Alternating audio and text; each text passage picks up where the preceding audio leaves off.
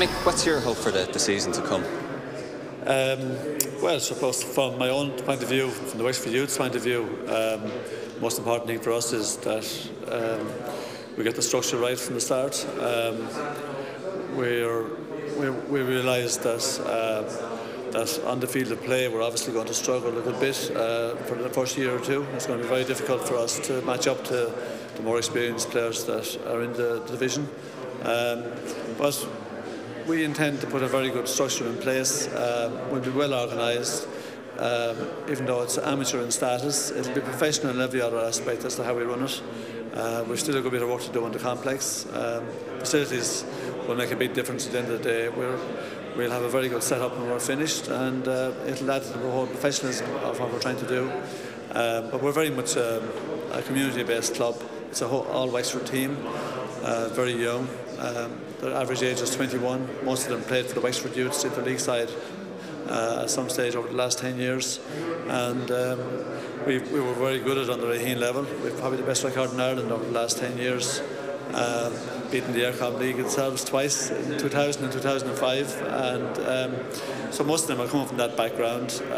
It's a big step up for them to play senior football, but we'll get there. I mean, it's not going to happen overnight, but we'll get there. How soon do you think you can get up to the Premier?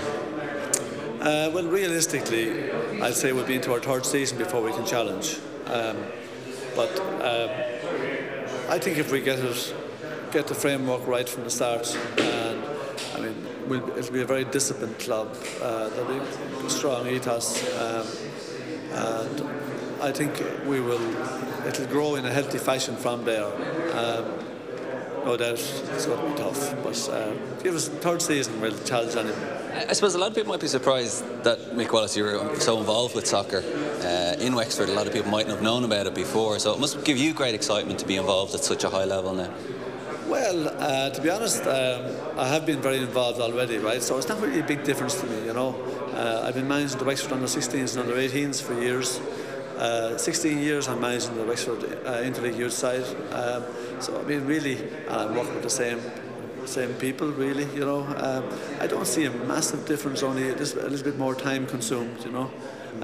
I know the standard of football is going to have to go up, but the players are getting a little bit older as well, and I brought in a good bit of help for training and all in the form of Pat Dolan, Noel O'Connor and John Coughlin, so they're actually taking care of the training, and that's a, you know, big load off me that I have some good people to run the hand of it. Soccer in Wexford is huge. People obviously primarily associate it with the Gaelic games side of things, but soccer is big for in Wexford. Yeah, well, soccer is huge in Wexford. I mean, there's more people playing soccer in Wexford than playing Gaelic football or hurling. There's been a huge strides made in the last 20 years, especially in the last 10. And the game, at a participation level, it is phenomenal in Wexford at the moment. There's so many underage teams. The junior league itself is very strong. It's the third biggest in the country. And the underage, I think, is the biggest outside of Dublin. So it's amazing. It wouldn't have necessarily got a lot of national coverage, but we know that we've been a very strong football region for a long time, and really the fact that we have gone a step higher into the senior game has really been a bit of a natural progression, and it's really down to a lot of very hard work in every parish by people who are keen to develop the game.